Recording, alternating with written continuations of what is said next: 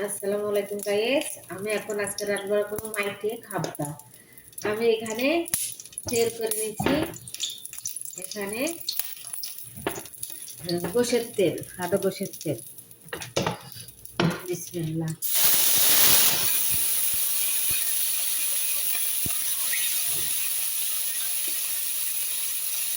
গোশের তেল,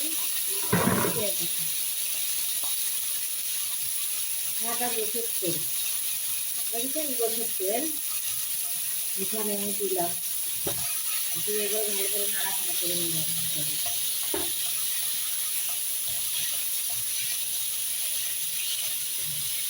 এখানে পেঁয়াজ আর হলো রসুন,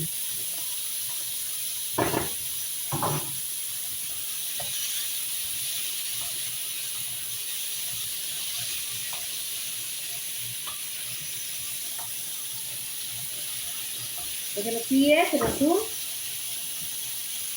আর এখানে সব রকমের মশলা একটু একটু করে দিচ্ছি। বেশি তো দিই না, দেখুন এটা ধুনে, এটা আদা, গুঁড়ো মরিচ, এটা কুরকুম, সাদা গরম মশলা, গরম মশলা সাদা।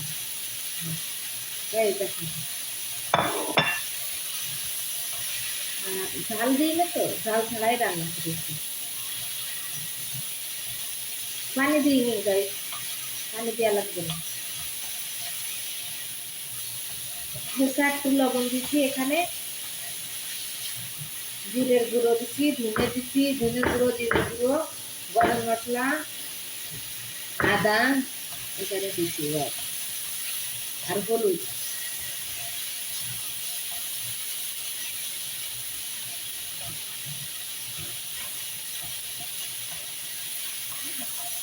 আর বাংলাদেশে তো ধনের পাতা খাই, এই দেশেও ধনের পাতা খাই।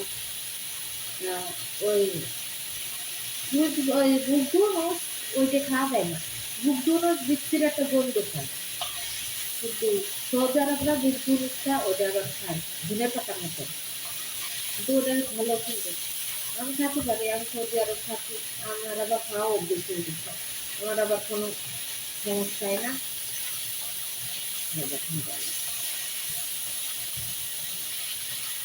আমি থাকতে পারি, এখানে ঝাল দিইনি, ঝাল ছাড়াই রান্না করতেছি। এবার এটা দেবো গাইস।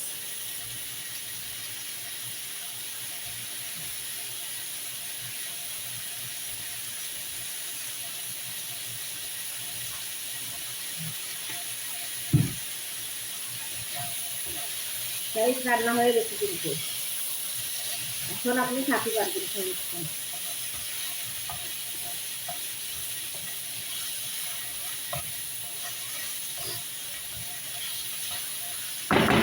রান্না হয়ে গেল গাইস, দেখছেন, খেয়ে দেবেন।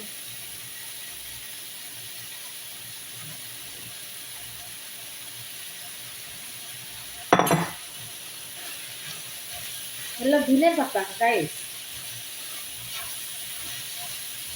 ধনের পাতা আর হলো বুট দিন, ধনের পাতার মতন।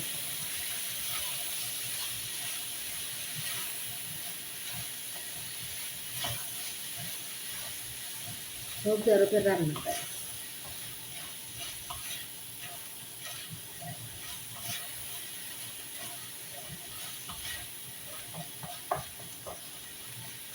গাইস রান্না হয়ে গেছে, এবার আপনি খেতে পারবেন, সমস্যা নেই। পানি ছাড়াই আমি রান্না করেছি, মাশাআল্লাহ করতে হয়। এটাকে আমি বন্ধ করে দিলাম, রান্না হয়ে গেল গাইস। আসসালামু আলাইকুম গাইস, ভালো থাকবেন, সুস্থ থাকবেন। আসসালাম। ভালো লাগলে লাইক করে শেয়ার করবেন।